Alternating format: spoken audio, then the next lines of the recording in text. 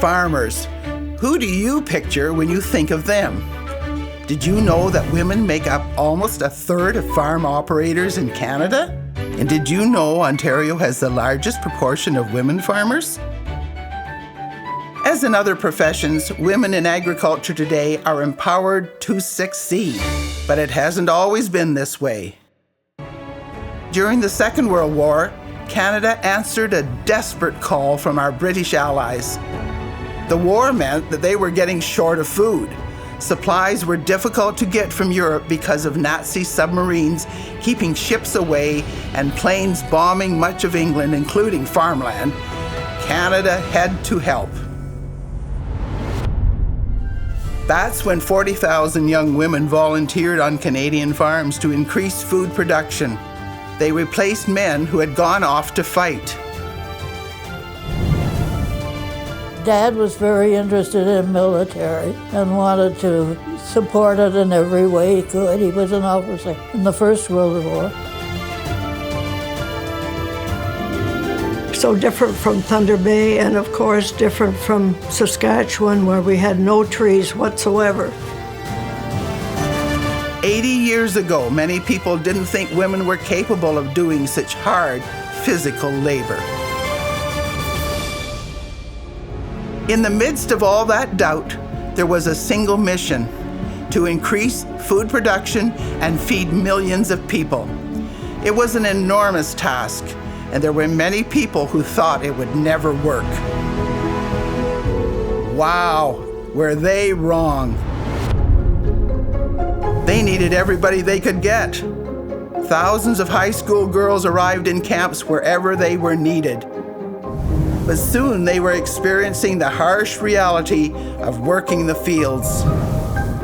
The farmers, some of them were quite grumpy, and understandably, to go and pick up a truckload of, say, 8 16-year-olds to go and harvest his fruit.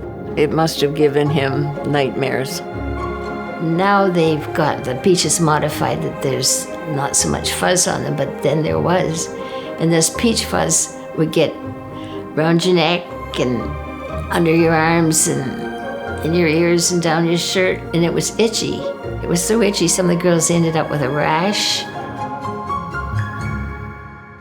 During the war years, the Farmerette program managed to produce thousands of tons of food, not only for the British, but for millions of Allied soldiers.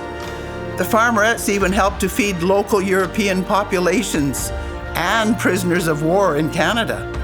The girls helped the Allies win the Second World War. Throughout the world, throngs of people hailed the end of the war in Europe. The conflict ended in 1945. Fighting had stopped, but people still needed food. So the Farmerette program continued until 1952. Service members came home, and many of them were not interested in returning to farm work. They wanted to go to university or work in business. And they had different attitudes. They didn't want to work by hand after using big equipment during the war. There was still a need for the Farmerettes, and they too had changed. Women were now free to choose different work opportunities. However, some still wanted to continue to work in food production. Today, women on farms still do the traditional work women have done for centuries. They grow and market their product, raise livestock, and operate the technology and machines that have made farm work less physical. About 1/4 of women farmers manage their farms on their own. The Farmerettes were not the only ones who proved that women could work hard, including working on farms.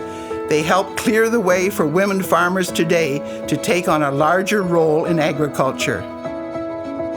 It taught me how to get along with people better, I think, than I might otherwise have been. You found out who you were. And they had changed people's minds. They demonstrated that hardworking women could contribute to the country.